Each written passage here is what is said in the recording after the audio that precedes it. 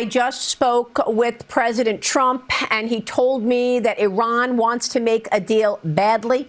He said that the talks have been ongoing. I said, how much longer will this conflict go on? He said the talks, I said 5 days to halt or postpone strikes on the electrical infrastructure. It could happen sooner, he said, but I have put down 5 days. I asked him what his reaction is to Iranian state television saying that there are no talks, and he said he's not sure what they are referring to because the most recent talks happened, in fact, last night. The president this morning said that talks are going well and that he's directed the military to halt and postpone any strikes on Iran. Iran state TV is reporting, I don't know if we can believe Iran state TV, but Iran state TV says that Trump capitulated.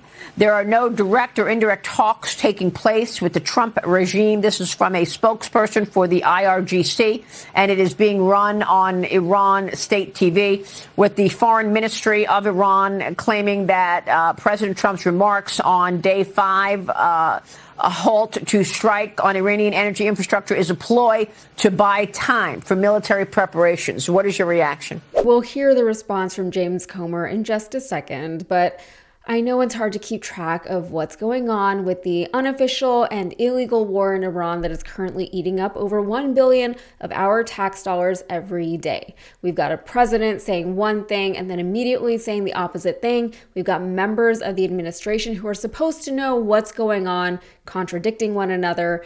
The mainstream media refuses to talk about Israel's role in any of this. We're apparently now getting information from Iranian state news rather than from our own government. And yes, all of this feels very intentional. It feels like your confusion and general discombobulation is the point.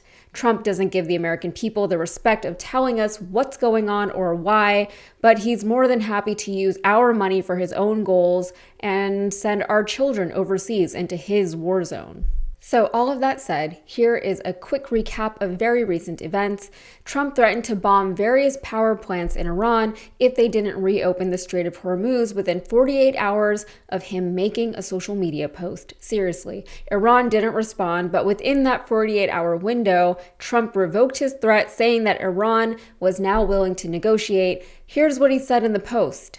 I am pleased to report that the United States of America and the country of Iran have had, over the last 2 days, very good and productive conversations regarding a complete and total resolution of our hostilities in the Middle East.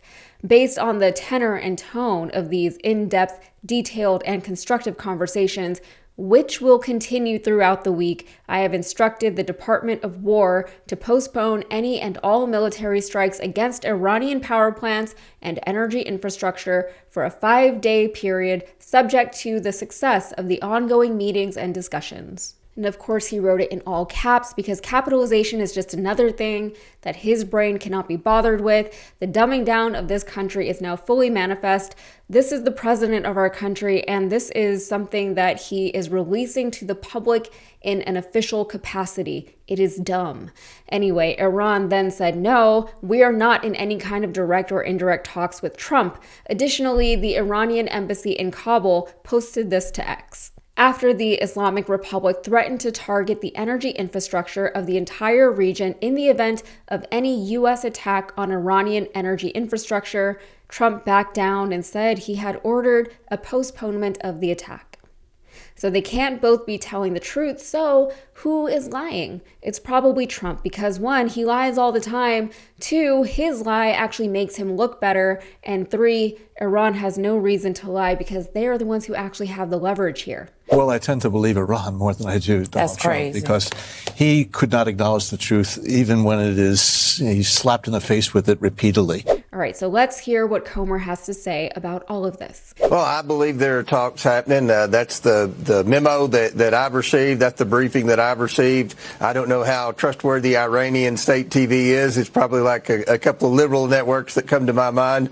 But at the end of the day, I think that the president's being cautious. I don't think anyone wants to see much more damage to Iran unless they refuse to make peace here and put a halt to their quest to have a nuclear weapon. That's not acceptable. I don't think anyone in the world would agree that that's acceptable. That's a country that does not need nuclear capabilities. And again, this all started when Barack Obama made that sweetheart deal with Iran that gave them, duffel bags full of cash and turned a blind eye to their nuclear bomb-making capabilities. Referring to Iranian state TV as liberal is funny because he clearly just means that it's anti-Trump when he says that. It's part of the Republican branding and they can't even break from it, not even when they're talking about governments of entirely other nations.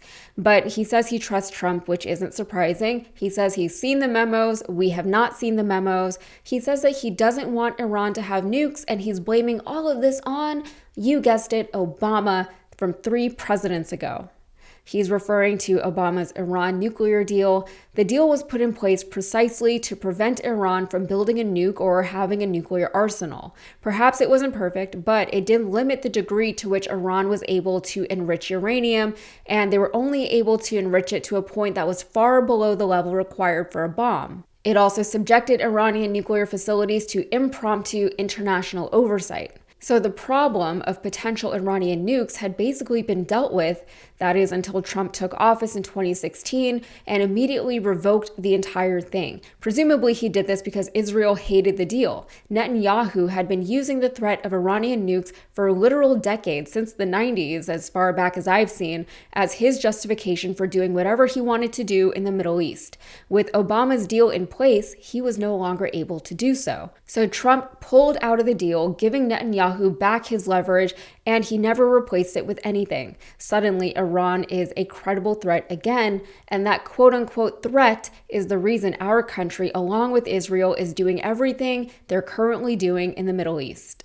That aside, Trump keeps saying that we've accomplished what it is we set out to do in Iran. Again, he won't say exactly what that is, but we're also still bombing them. He's talking about sending even more troops into Iran. Why are we doing that if what we sought to achieve has already been achieved? Unfortunately for Trump, even if he got what he wanted out of this attack, it has created even more problems for him that he apparently didn't anticipate, which makes no sense. He seems to be operating from a place of genuine American exceptionalism, as is his entire cabinet, which is troubling. The government isn't supposed to fall for its own propaganda. They're supposed to know the facts and the truth, which is that the United States is not infallible, that other countries can and will and often do stand up to us, that when those countries retaliate or defend against us, that sometimes the United States gets hurt. Sometimes we lose. It's right there in our history if anyone in our government ever wants to take a peek inside of a book.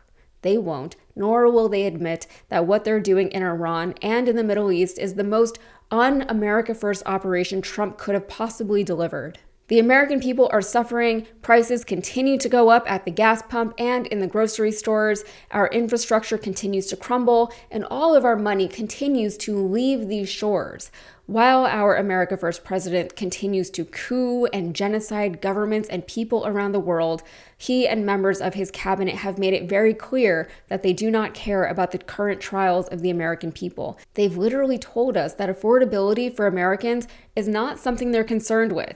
Trump has literally said that the American people won't mind bearing the financial burden of whatever it is that he is up to. He doesn't believe the polls showing that no, the American people very much do mind paying for whatever he and Israel are up to. His own voters don't even support this. They voted for America first. And truly, we are all America first in this country. The difference between Trump voters and the rest of us is that Trump voters still believed him when he promised to put them first. The rest of us never thought or expected that he would spend a moment thinking about us beyond how much he could get out of us. And that is the difference. All right, that's it for me. If you got anything out of this, please like the video and subscribe to the channel for more. Thanks.